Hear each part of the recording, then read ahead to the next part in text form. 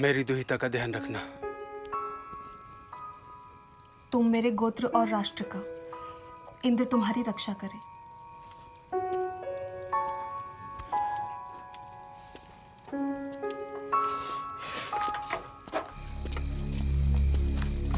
इंद्र हमें विजयी करें।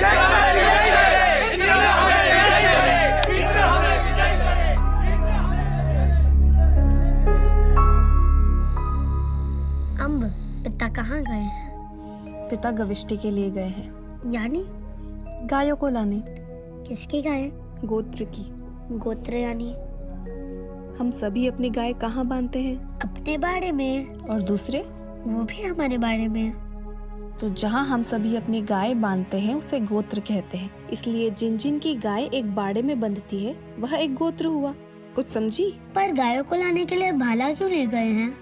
गायों को लाने के लिए एक युद्ध होता है, इसलिए गायों के लिए युद्ध को गविष्टि कहते हैं।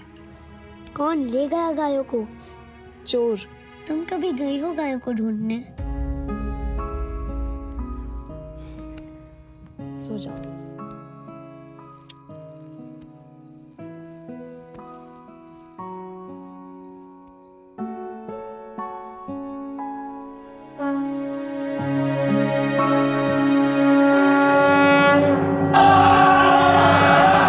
राजा के बिना ही युद्ध करोगे? प्रतीक्षा नहीं करोगे? अम्ब, जब बात मेरी गायों की हो, मेरे गोत्र मेरे ग्राम की हो, मेरे खेत और खलियान की हो, तो मैं ही इंद्र हूँ, मैं ही वरुण हूँ। अपने गोत्र के लिए मरने का अधिकार मेरा है। जा, अपनी गायों को ले आ।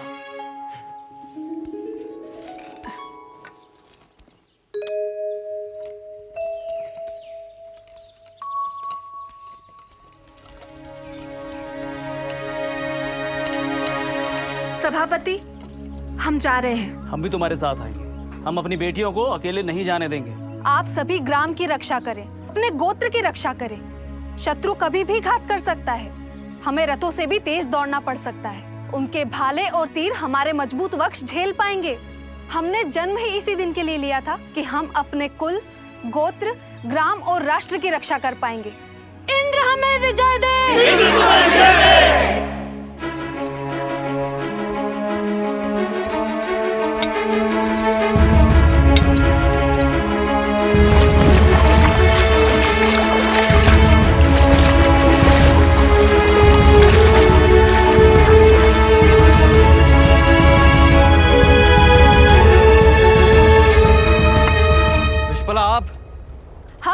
गविष्टि के लिए अपना नायक चुने। उसकी क्या जरूरत है विश्वला? पुरखों से हम सभी ने एक कहानी जरूर सुनी होगी। असुर हमेशा युद्ध में देवताओं पर विजय पाते रहे हैं। क्यों? क्योंकि देवताओं के पास नायक नहीं था, किंतु असुरों के पास नायक था। तब सभी देवताओं ने मिलकर अपने लिए एक नायक चुना जो युद्ध में उनका नेतृत्व कर सके, और अंत में देवता विजयी हुए। विश्वला, तुमने रथों की दौड़ जीती है, तुम युद्ध में सारथी भी रही हो, तुम एक योद्धा हो, तुम ही हमारा नेतृत्व करो। क्या आप सभी एक मत हैं? हाँ, तो गोत्र याद रखें। हम गोचर से भगाई हुई हमारी गायों को खोजने के लिए जा रहे हैं, किसी दूसरे गोत्र और ग्राम को उजाड़ने या उनकी गायों को लूटने नहीं। हम अपने शत्रुओं की पत्नी, बच्चों और बूढ़ों पर आक्रमण नहीं करेंगे, फिर वे चाहे पणी हो, दस्यु हो, अयजवन हो या वेरदेय, जो भी हो। पहले हम में से कोई एक दूत बनकर अपने शत्रुओं से बात करेगा, जैसे शर्मा गई थी इंद्र की दूत बनकर। विश्वला, जो ना हमारे देवताओं की उपासना करते हैं, ना ही पुरोहितों को दक्षिणा देते हैं, ऐसे गंदे और कंजूस पड़ियों से हम बात क्या करें? हाँ, वे भेड़िया जो बिना लिए कुछ देते नहीं, उधार देकर ब्याज खाते हैं, कड़वा बोलते हैं, यज्ञ का विरोध करते हैं, ऐसे पड़ियों से हम क्यों बात करें? जो वे पणी ना हुए तो हम अपने गोधन के लिए युद्ध करेंगे, इसलिए नहीं कि वे पणी है या दस्यु। दुष्टों को दंड देने का अधिकार ज्येष्ठ का है, राजा का है। हो सकता है ज्येष्ठ हमारी सहायता के लिए पहुंचे, पर तब तक हमारी गायें सरस्वती के पार चली गई तो उन्हें गोत्र गोत्र जाकर ढूंढना कठिन हो जाएगा। प्रजापति हमें विजयी करे, इंद्र हमें विजयी करे, इंद्र हमें विजय करे, इंद्र हमें विजय करे, इंद्र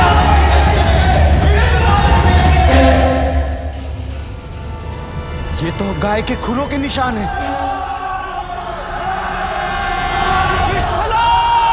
हमारी गाय!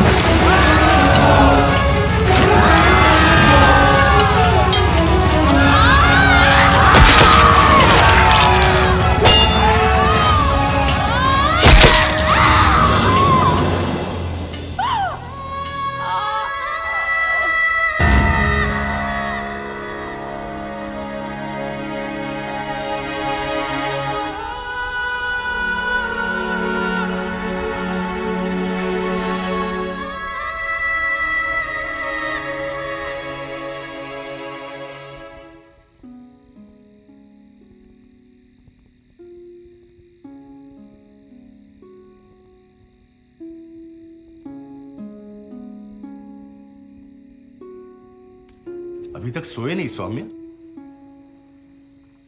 मंत्र का अर्थ समझने की कोशिश कर रहा हूं आचार्य। ऋषि जिस विश्वला का वर्णन कर रहा है वह स्त्री है याश्व। इसका उत्तर तो यास दे सकते थे, या विजयनगर में हमारे प्रधानमंत्री आचार्य सायण।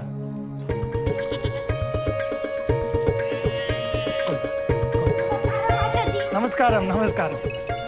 अरे सायण, युद्ध तो था नहीं, फिर तलवार लेकर कहाँ गया था? चरण स्पर्श आचार्य। आयुष्मान भवा। योद्धा हूँ, हमेशा तैयार रहता हूँ। तू तो ज्ञान का योद्धा है, 3 वेदों पर भाष्य लिख चुका है। स्वामी विद्यारण्य को वचन दिया था कि 4 वेदों पर जब तक भाष्य नहीं लिखता तब तक गुरु ऋण से मुक्त नहीं होऊंगा। भाई वाह, तू और माधव विद्यारण्य दोनों भाई एक जैसे हैं। नहीं नहीं आचार्य, मैं कभी माधवाचार्य नहीं हो सकता। मैं स्वामी से छोटा हूँ, ज्ञान में भी और पराक्रम में भी। सौभाग्यशाली है विजयनगर की प्रजा, जो उसे पहला प्रधानमंत्री माधव विद्यारण्य जैसा सन्यासी मिला, और दूसरा प्रधानमंत्री वेदों का भाष्यकार और योद्धा सायणाचार्य मिला। ये बता, क्या ढूंढा? ये पांडुलिपियां? हाँ आचार्य। अरे तो भले आदमी, कोई जरूरी है? कि प्रधानमंत्री ही सारा बोझा ढोए? सैनिकों को भी तो बोझा दिया जा सकता था। ज्ञान बोझा नहीं है आचार्य, यही तो मेरा आभूषण है, ये तो मैं ही उठाऊंगा। वाह, सीने पर शास्त्र और कमर में शस्त्र। तेरा नाम तो शस्त्र सायण होना चाहिए, परशुराम की तरह। मेरे सिर पर हाथ रखिए आचार्य। सदैव प्रसन्न रहे, सदैव प्रसन्न रहे। प्रश्न। हाँ आचार्य। गुरु आज्ञा ली है? हाँ आचार्य, गुरु ने आपको प्रणाम कहा है। श्री गुरुभ्यो नमः। पूछो। विश्पला कौन है? परीक्षा ले रहे हो? परीक्षा दे रहा हूं आचार्य। मेरी अल्प बुद्धि में विश्पला स्त्री योद्धा है जिसने खेला युद्ध में अपना पैर खोया।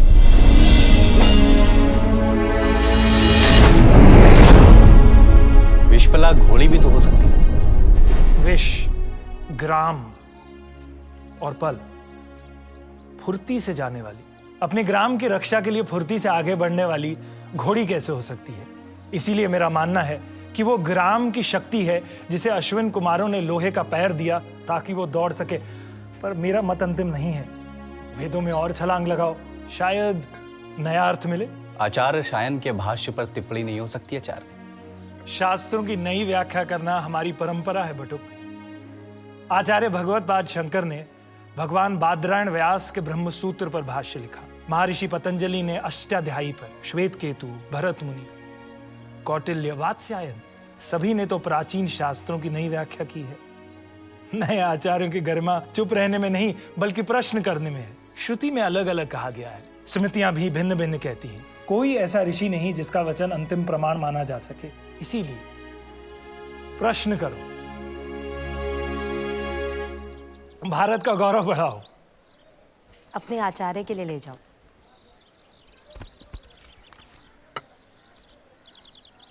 ब्रह्मचारी, आशीर्वाद। अन्नदाता सुखी भव। आपको भी ब्रह्मचारियों से संवाद बढ़ाने में आनंद आता है। आप चाहते तो ब्रह्मचारी को वेदों में छलांग लगाने के लिए नहीं कहते, हाथ पकड़कर पार करा देते।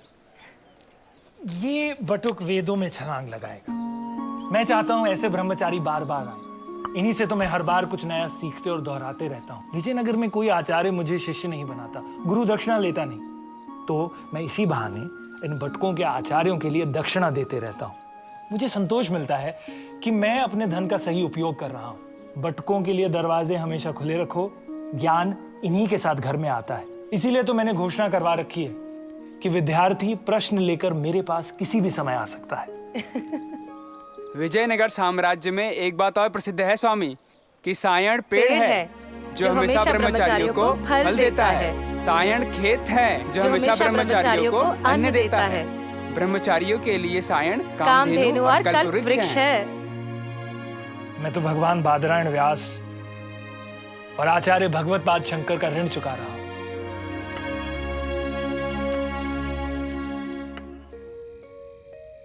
वेदों में और छलांग लगाओ, शायद नया अर्थ मिले।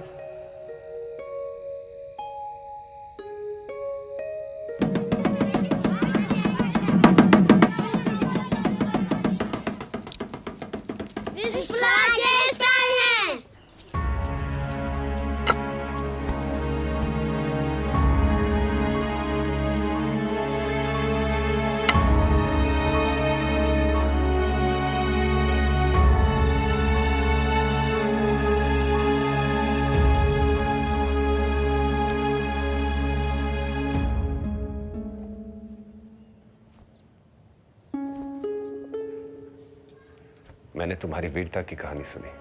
हम अपनी गाय वापस ले आए ज्येष्ठ। बस अगली बार गोत्र के लिए युद्ध नहीं कर सकूंगी। तुम युद्ध करोगी, मेरे रथ की सारथी बनोगी, बनोगी ना? अश्विन कुमार आ रहे हैं, वे तुम्हें लोहे का पैर देंगे।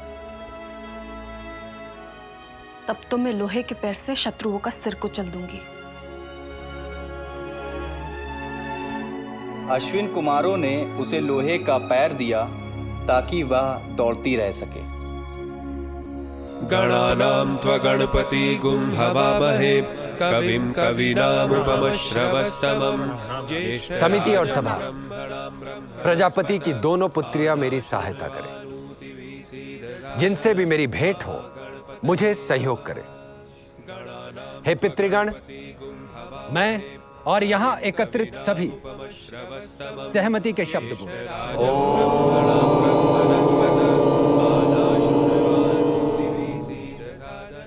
स्वयं भासते राजते सा सभा। वह संघ जिसमें लोग आभा से भरे हों, वह सभा है।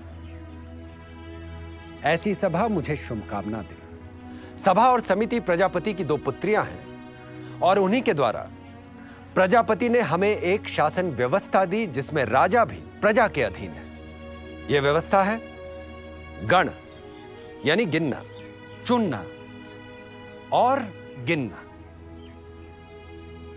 इसीलिए गोत्र का, गांव का हर परिवार अपना पति यानी गृहपति चुनता है। गांव के सब गृहपति मिलकर सभा बनाते हैं। हर गृहपति सभा का सभासद या सभावती है। सभी सभासद और सभावती मिलकर सभापति का चुनाव करते हैं। ऐसी गांव के एक एक जन द्वारा चुनी गई सभा को जनता की आवाज कहा गया, क्योंकि वह जन जन के मत से बनती है और जन जन की अभिलाषा अभिव्यक्त करती है। यह सभा हमारी राष्ट्रीय न्याय पालिका है। सभा के लिए वेद में कहा है कि सभा वो है जो व्यक्ति पे लगे आरोप की दाग मिटा दे। यहां हर किसी को न्याय मिलता है। इसीलिए सभा के निर्णय से हर कोई बंधा है। कोई भी इसके निर्णय का उल्लंघन नहीं कर सकता, राजा भी नहीं। यहां अपना मत रखने के लिए हर सभासद और सभावती स्वतंत्र हैं। राष्ट्र का प्रशासन करना और राजा को दिशा देना सभा का काम है। पर हमारी सभा इतनी नीरस भी नहीं है। यह हमारी सरस उत्सव भूमि है। यहां हम नाचते हैं, गाते हैं और मनोरंजन के लिए। सभा समिति की छोटी बहन है। वो अपनी बड़ी बहन के अधीन रहकर काम करती और इस बड़ी बहन समिति को चुनते हैं सभी सभापति। जैसे सभा सभापति चुनती है, वैसे समिति अपना पति ईशान चुनती है। सभापतियों की ये राष्ट्र समिति फिर चुनती है अपना राष्ट्र अध्यक्ष, अपना राजा, जिसे बार बार चुनने और हटाने का अधिकार समिति के पास है।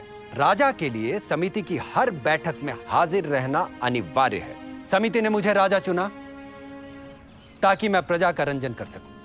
सौरज्यत ततो राजन्यो जायत। जो प्रजा का रंजन कर सके वह राजा। आपने ये राष्ट्र मुझे इसलिए दिया ताकि मैं खेती और किसानों का भला कर सकूं। आपने ये राष्ट्र मुझे इसलिए दिया ताकि मैं किसानों को संपन्न कर सकूं। इसीलिए मैंने हथियारों के बजाय हलों पर ज्यादा ध्यान दिया। यदि मैं प्रजा के प्रति असावधानी करूं तो समिति मुझे पद भ्रष्ट करने में तनिक भी देर ना करे। इसीलिए मैं सभा से पूछता हूं, क्या मैंने प्रजा के विरोध में कोई काम किया है? नहीं राजा। क्या शासन के प्रतिनिधि कुलपा हमारे गृहपतियों पर शासन करते हैं? कुल धर्म का पालन करवाते हैं? कुलपा, आप मेरे और गृहपतियों के बीच कड़ी हैं, इसलिए आपको राजन भी कहते हैं। इस सूत्र और पद का सम्मान करना। हाँ राजा। व्राजपति, क्या मेरे प्रतिनिधि व्राजपति आपके कुलों की संपत्ति की रक्षा करते हैं? ग्रामणी, क्या कुलपा और व्राजपति आपके मार्गदर्शन में काम करते हैं? हाँ राजा। ग्रामणी, आपको मनु भी कहते हैं क्योंकि आपसे ये उम्मीद की जाती है कि आप ग्रामवासियों से पिता की तरह व्यवहार करें। हाँ राजा। बूढ़े पिता की तरह किचकिच तो नहीं करते। सभापति, क्या ग्रामवासी, गृहपति, कुलपा, व्राजपति, ग्रामणी आपके संरक्षण में हैं? हाँ राजा। सभावती, हाँ राजा। क्या ग्राम में कन्याओं का उपनयन होता है? हाँ राजा। क्या वे शस्त्र और शास्त्र का अभ्यास करती हैं? हाँ राजा। क्या परिवार में पत्नी सम्राज्ञी है? अधिकतर परिवारों में तो महिलाओं का ही शासन चलता है राजा। क्या स्त्रियों को न्याय मिलता है? हाँ राजा। सभा, कभी कभी मैं सोचता हूं कि प्रजापति ने सभा और समिति को अपनी बेटियां क्यों कहा। शायद इसलिए कि जहां बेटियों की नहीं सुनी जाती वो राष्ट्र उत्कर्ष नहीं कर सकता। जहां बेटियों के साथ अन्याय होता है उस राष्ट्र को कभी सम्मान नहीं मिल सकता। जहां बेटियों का अपमान किया जाता है वहां देवता भी आहुति ग्रहण नहीं करते।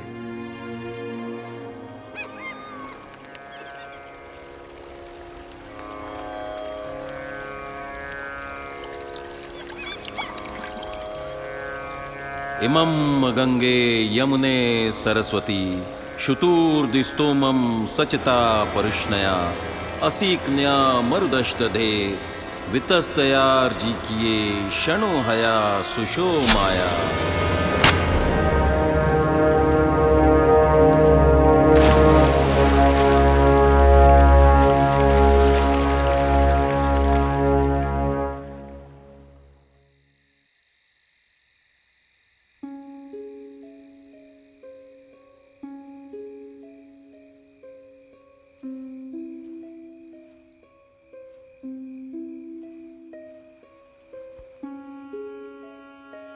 आज भी दूत अच्छी सूचनाएं नहीं लाए। पहले विश्पला के गोत्र के विराजपति और फिर कुल्पा की हत्या। आज सूचना आई है कि गोधन चुराने के आरोप में हमारे एक गोत्र पर दूसरे गोत्र ने आक्रमण कर दिया। कहीं आपको युद्ध के लिए उकसाया तो नहीं जा रहा? मैं दशराज युद्ध जैसे युद्ध की आहट सुन रहा हूं। कविष्टि के नाम पर युद्ध के लिए उत्सुक है ग्राम, गण और राज्य। चारों ओर युद्ध के बादल गरज रहे हैं।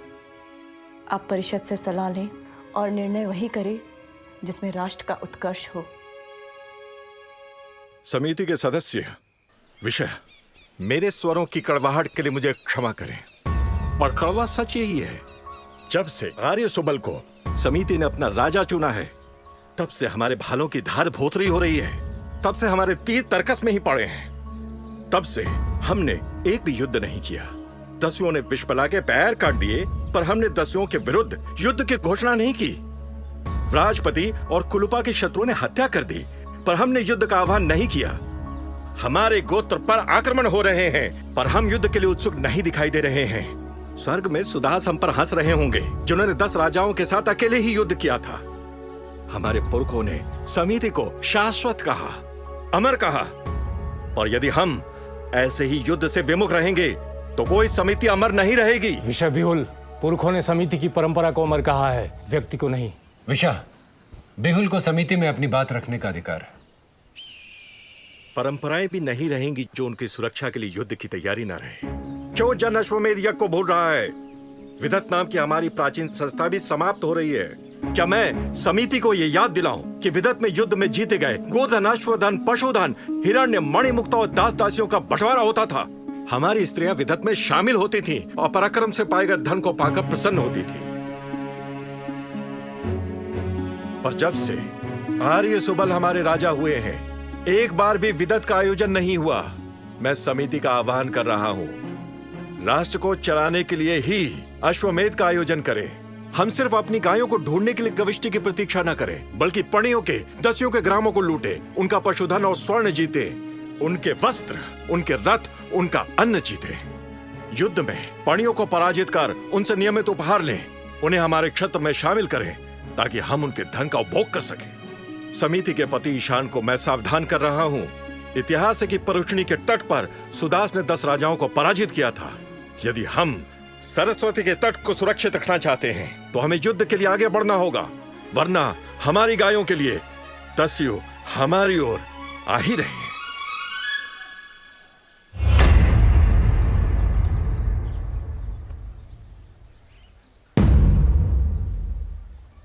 लगातार युद्ध के कारण लोग भयभीत न हो, इसीलिए हमने हर गांव में रक्षकों को नियुक्त किया है। रक्षकों को हम गोप कहते हैं, और यह राष्ट्र मुझे पुकारता है जनस्य गोप। क्यों?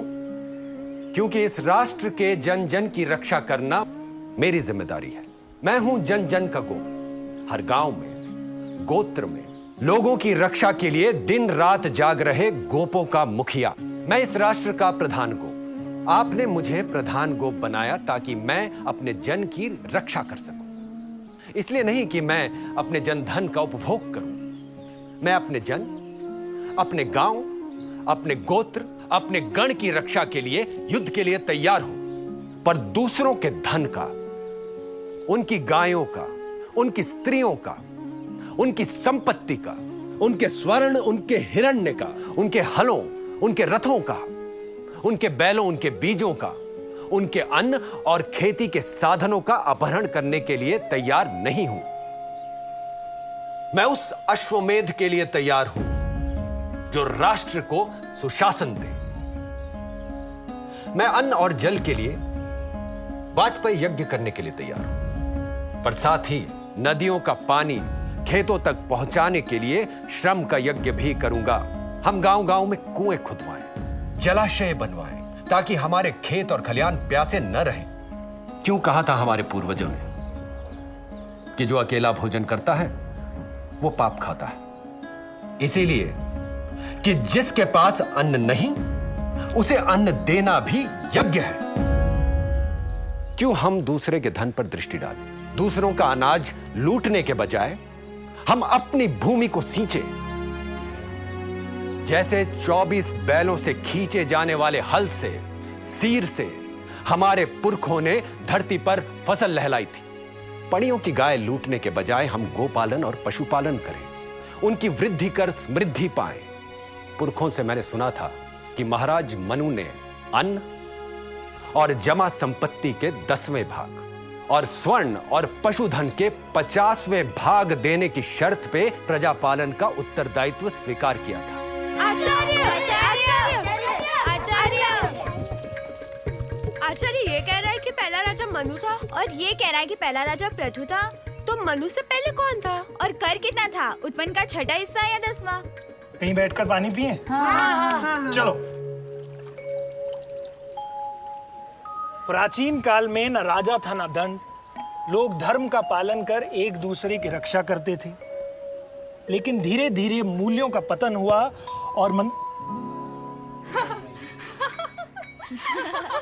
मनुष्य लालची, स्वार्थी और दुष्ट होता गया। ताकतवर कमजोर को मारने लगा। चारों ओर मत्स्य न्याय यानी बड़ी मछली छोटी मछली को खाने लगी। तब प्रजापति ने 1 लाख अध्याय की नीति शास्त्र की रचना की, जिसमें राज्य, राजा, राष्ट्र और प्रशासन का वर्णन किया। इसके बाद प्रजापति ने विराज को पहला राजा बनाया। वो वेन का पुत्र पृथु था, जिसके समय में राजा शब्द पहली बार अस्तित्व में आया। ये कथा महाभारत में भीष्म ने धर्मराज युधिष्ठिर से कही। तो फिर मनु कहाँ से आया? ऐसी ही एक और कथा महाभारत में आती है, जब मत्स्य न्याय के कारण अराजकता फैलने लगी। राजा के बिना लोग एक दूसरे पर आक्रमण करने लगे। तब लोगों को राजा और राज्य की आवश्यकता महसूस हुई। उन्होंने शांति से रहने का प्रण लिया और सभी प्रजापति के पास गए और उन्हें एक राजा नियुक्त करने को कहा जो अराजकता समाप्त कर सके।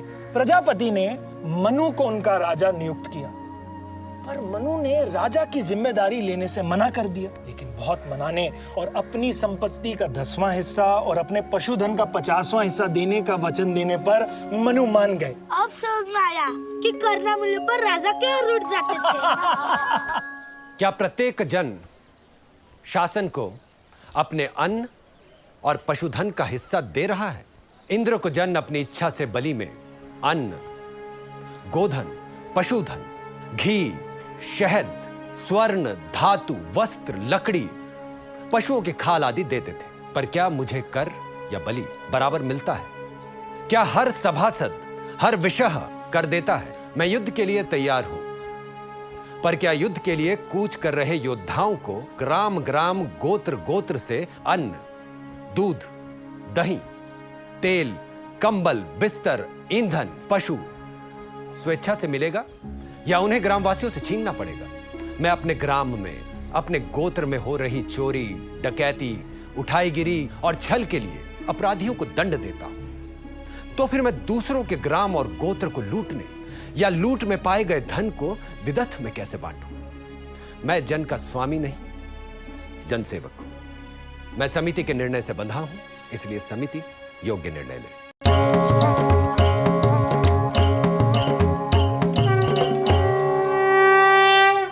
समिति समिति से सलाह कर ज्येष्ठ सुबल ने पुरानी सभा और समिति के विसर्जन और नई के चुनाव की घोषणा की है। इसलिए जन नया गृहपति और सभापति चुने।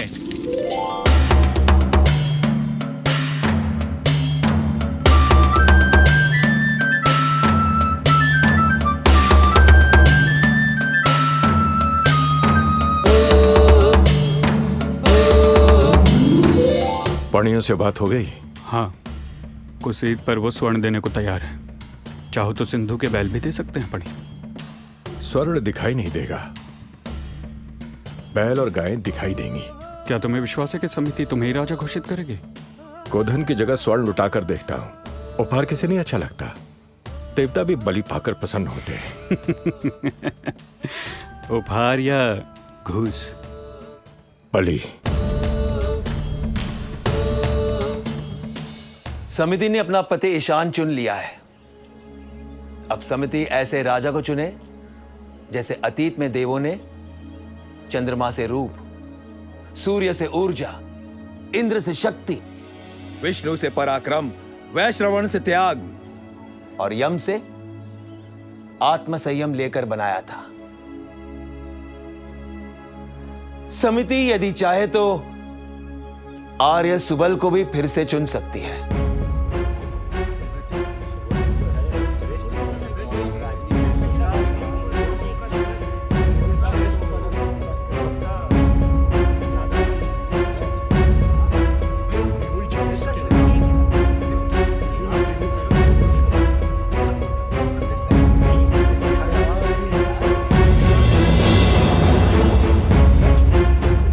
समिति ने आर्य बिहुल को नया राजा नियुक्त किया है।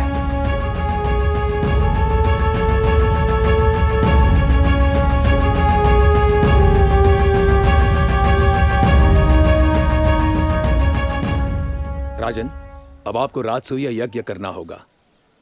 रत्नीन से शासन के लिए सहयोग मांगना होगा। अब ये रत्नीन कौन है? राज्य का उद्देश्य क्या है? अब प्रजा को स्वच्छ और सुंदर प्रशासन देना। अम्ब, आपने सही उत्तर दे भी दिया तो आपको कुछ नहीं मिलने वाला। ऋग्वेद में स्वच्छ और सुंदर शासन को प्रशिश यानी प्रकृष्ट शासन कहा है। और शासन के लिए क्या चाहिए? अमात्य, राजन्य, ब्रह्म शक्ति, छत्र शक्ति। ठीक। बुद्धि और शक्ति का संगम। ये सब मिलाकर जिससे शासन चले उन अधिकारियों को रत्निन कहते थे। रत्नी नामेतानी हविषी भवंती एते वै राष्ट्रस्य प्रदातारः। वे सिर्फ राजा के ही नहीं बल्कि राष्ट्र के निर्माता भी थे। राजा प्रजा का सेवक है तो अधिकारी लोक सेवक। इसीलिए राज्य अभिषेक के पहले राजा उनके घर उन्हें आहुति देने जाता था। ब्राह्मण ग्रंथों में इसका विस्तार से वर्णन किया गया है। सबसे पहले राजा पुरोहित के घर जाता था। जैसे राजा को जनगोप वैसे ही पुरोहित को राष्ट्रगोप कहते थे। राष्ट्रगोप, आप राष्ट्र के रक्षक हैं और धर्म के प्रतिनिधि। मेरी आहुति स्वीकार करें और हर हाल में मुझे सत्य और धर्म का मार्ग दिखाएं। मैं रत्निन के लिए नियुक्त हुआ हूं। मैं चाहता हूं आप सदा मेरे पीछे चलें। प्रशासन में पुरोहित सबसे बड़ा पद होता था, सेनापति से भी। पुरोहित ब्रह्म शक्ति का प्रतिनिधि था। वो गुणों की खान और आदर्श की मिसाल होता था। निरुक्त के अनुसार पुरा एवं ददाति, जो सभी विषयों में आगे रखा जाए वो पुरोहित। मैं पुरोहित बनूंगा। बृहस्पति और शुक्राचार्य की तरह। तब तो तुम्हें राज्य के भौतिक और आध्यात्मिक विकास की जिम्मेदारी उठानी पड़ेगी बटुक। ये नहीं कर पाएगा आचार्य जी। नहीं, मैं राजा को आगे बढ़ाऊंगा। पुरोहित के बाद? पुरोहित के बाद नियुक्त राजा सेनानी या सेनापति के पास जाता था। उसके बाद राजमहिषी। राजमहिषी क्यों? क्योंकि स्त्री के बिना पुरुष अधूरा है। राजमहिषी के बिना राजा, फिर सूत या सारथी। सूत क्यों? क्योंकि वो रथ चलाने की विद्या में कुशल होता था। युद्धों में रथ का और लगातार युद्धों के कारण सूत का बड़ा महत्व था। अथर्ववेद में सूत को राजा को बनाने वालों में से एक कहा गया है। फिर तक्षण या बढ़ई, फिर करमार या धातु कर्मी, फिर रथकार। रथ बनाने वालों और धातु कर्मियों को राजा अपने नियंत्रण में रखना चाहता था, क्योंकि दोनों ही युद्ध में बड़े काम के थे। बिल्कुल ठीक। उसके बाद नियुक्त राजा संगृहित या कोषाध्यक्ष, फिर भागदुग या कर जमा करने वाले, फिर पालागन या राजा का सखा जो बाद में विदूषक कहा जाने लगा, फिर ग्रामणी, उसके बाद शत्ता या अन्न बांटने वाले, फिर अक्षवाप या खेल मंत्री, फिर गोविक कर्तन या पशुओं का अधिकारी, फिर स्थपति यानी कलाओं के अधिकारी के घर पर आहुति लेकर जाता था। वैदिक काल में विकास के साथ साथ ये सूची बढ़ती गई। बाद से ही संहिता में हस्तपा यानी गजपति, अश्वपा यानी अश्वपति, प्रश्न विभाग यानी न्यायाधीश, वनपा यानी वन का अधिकारी, दावपा यानी वन में लगी आग को बुझाने वाले विभाग का अधिकारी आदि भी रत्निन या लोक सेवक हैं। आचार्य क्या वैदिक प्रशासन में विभागीय अध्यक्ष थे? ऐसा लगता है कि कुछ विभागों के अध्यक्ष थे। ऋग्वेद में न्याय विभाग के अध्यक्ष का उल्लेख मिलता है और ऐत्रीय ब्राह्मण में सचिव का भी। रत्निन को आहुति देने के बाद क्या होता था स्वामी? फिर नियुक्त राजा का राष्ट्र की नदियों के पवित्र जल से अभिषेक होता।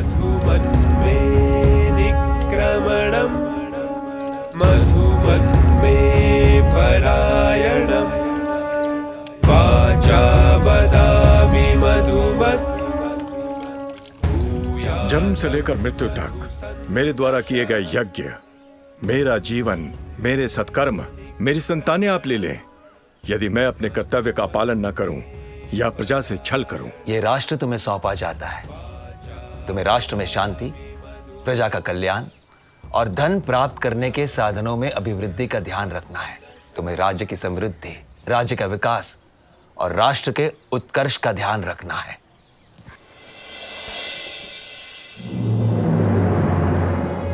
अपने लोक सेवकों को शक्ति और ऊर्जा दो। वे राष्ट्र को शक्ति और ऊर्जा देंगे। आज से तुम राष्ट्र के लोक सेवकों में शामिल हुए और उनमें तुम्हारा स्थान पहला होगा।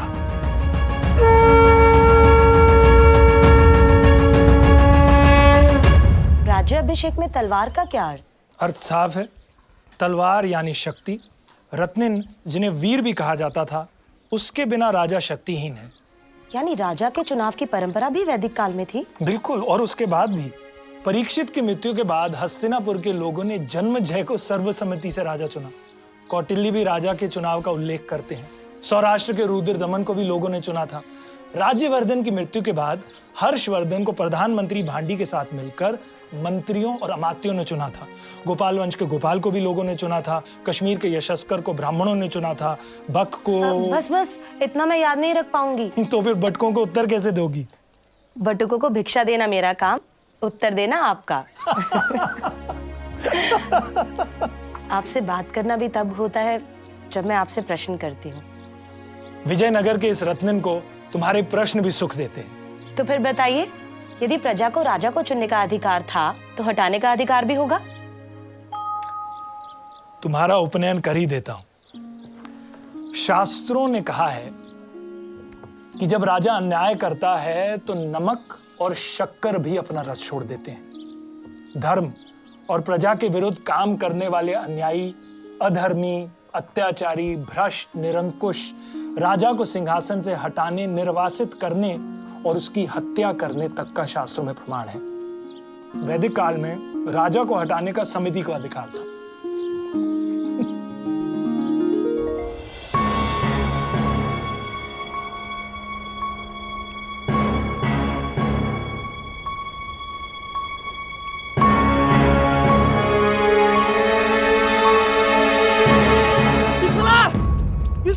बिस्मिल्लाह, ग्राम में भागदुग कर लेने आए हैं।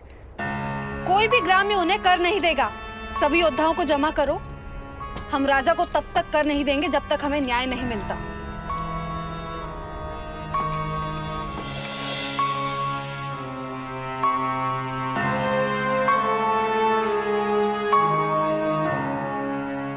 भागदुग को रोकना, शासन में बाधा डालना है। राजा सेना भेजेंगे। भागदौड़ राजा का भाग ही तो मांग रहे हैं। विश्वला, ये क्या मूर्खता है? मैं तुझे इसी समय सभा में उपस्थित होने का आदेश देता हूँ। मैं सभा के आदेश का उल्लंघन नहीं करूंगी, पर राजा का भाग लेने आए भागदौड़ ग्राम में नहीं आएंगे, फिर चाहे मुझे राजा उनके विरुद्ध जाने का दंड ही क्यों न दे।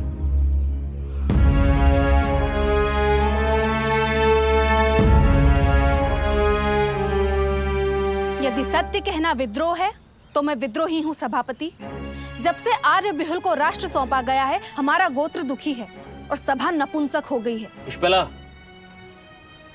भगिनी स्वधा अपने भगोड़े पति को दंड दिलवाने के लिए सभा में घसीट कर लेकर आई थी। तब सभा ने क्या किया?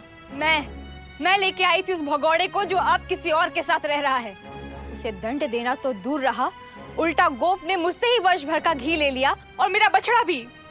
दिन दहाड़े लोगों को मार्ग में लूटा जा रहा है, घरों में चोरियां और डाके पड़ रहे हैं, स्त्रियां भयभीत हैं, हमारे कुत्ते रात रात भर जाग रहे हैं और गोप सो रहे हैं। अपराध की छानबीन के नाम पर दंडाधिकारी ग्राम से कर वसूल करते हैं और रात भर सोम पीकर जुआ खेलते हैं। कुल्पा और राजपति के हत्यारे आज तक नहीं पकड़े गए, पर ग्राम से कर लिया जा रहा है। लिया नहीं जा रहा, छीना जा रहा है। चोर और गोप एक साथ जुआ खेलते हैं और सभा मौन है। पुष्पला, मैंने जनगोप और राष्ट्रगोप को सभी स्थितियां बताई हैं। इसीलिए यह ग्राम कर नहीं देगा, ताकि समिति के बहरे कानों तक हमारी आवाज पहुंचे। हम कर नहीं देंगे सभापति। विश्पला,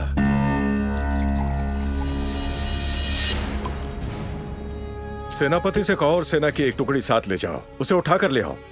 जो विरोध करे तो कुचल दो। विश्पला! विश्पला! अरे यहाँ भी नहीं, हर घर में ढूंढो।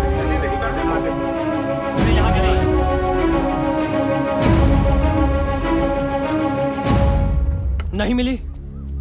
चरागाह गव्वे में ढूंढो, नदी पर ढूंढो, उसके माता पिता को बंधन में ले लो।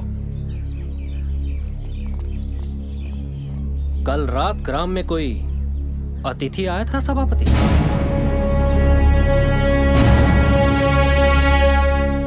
राष्ट्र को राजपुरोहित ज्येष्ठ बिहुल ने कहा है कि आज वे समिति में नहीं आ सकते। ये समिति का अपमान है, ये समिति का अपमान है, ये समिति का अपमान है। दूत, ज्येष्ठ से कहना, समिति की हर बैठक में राजा का उपस्थित रहना अनिवार्य है। ये समिति राष्ट्र और राजा का संचालन करती है, राजा समिति का नहीं। धर्म, शास्त्र और समिति राजा से आज्ञा या अनुमति नहीं लेती। मैं राष्ट्रगोप समिति की ओर से उन्हें तुरंत उपस्थित होने का आदेश देता हूं।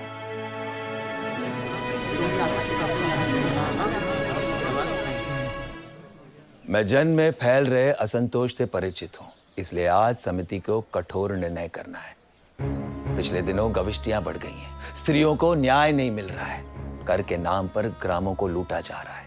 ब्राह्मण, ब्रह्मचारी और गर्भवती महिलाओं तक से नदी पार करने के लिए शुल्क लिया जाता है। कई ग्राम कर देने से मना कर रहे हैं क्योंकि राजा उनकी रक्षा नहीं कर रहा। आज एक मना कर रहा है, कल ये आग वन की आग की तरह फैलेगी। समिति इसका भी उत्तर ढूंढ लेती, पर पणी आज खुलेआम कह रहे हैं कि उनका द्रव्य बल और धन बल ज्येष्ठ बिहुल के साथ है।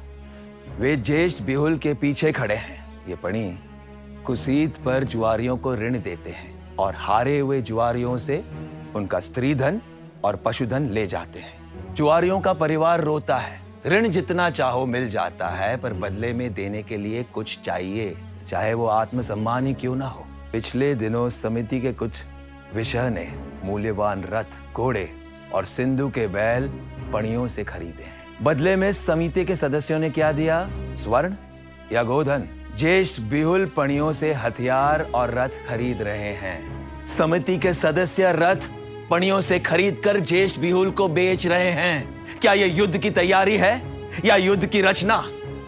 सारे गोत्र को युद्ध में झोंक देना ताकि पणियों को लाभ हो।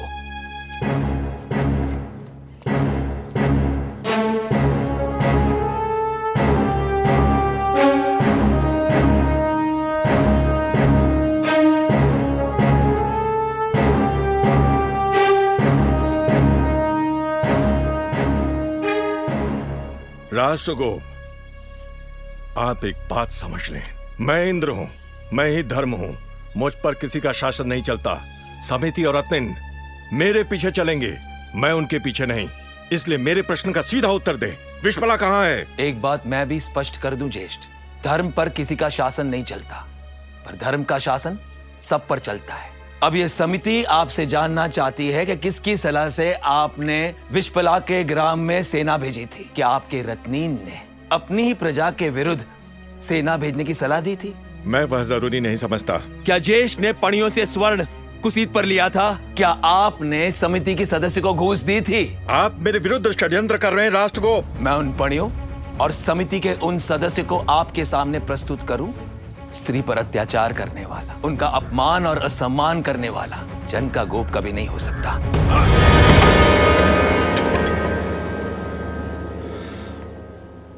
विश्पला से मिलेंगे। विश्पला!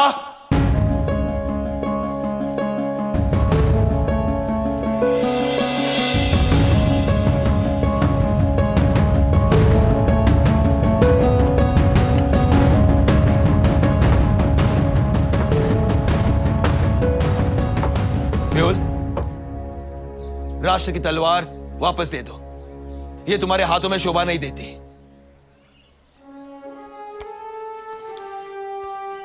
समिति बताएं, समिति की प्रतिष्ठा और पवित्रता को कलंकित करने वाले को क्या दंड दिया जाए? सेनानी, मैं तुम्हें आदेश देता हूं।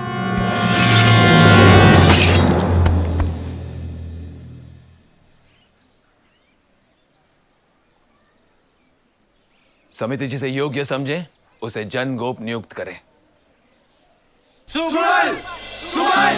सुमल! सुमल! सुमल! सुमल! सुमल! सुमल! सुमल! सुमल! विश्पला! विश्पला! विश्पला!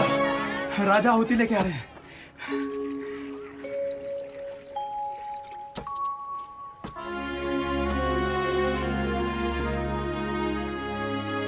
मेरी रत्निन बनो, ताकि कई विश्पलाएं खेला के युद्ध में रथों की दौड़ में भाग लें और राष्ट्र की मंत्री बने।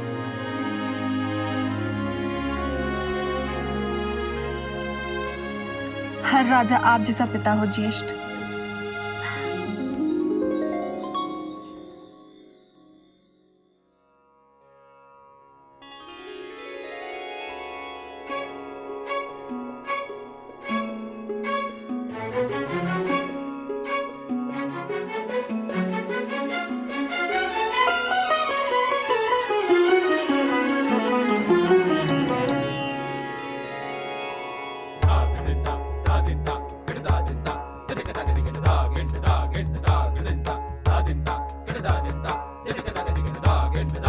Sa sa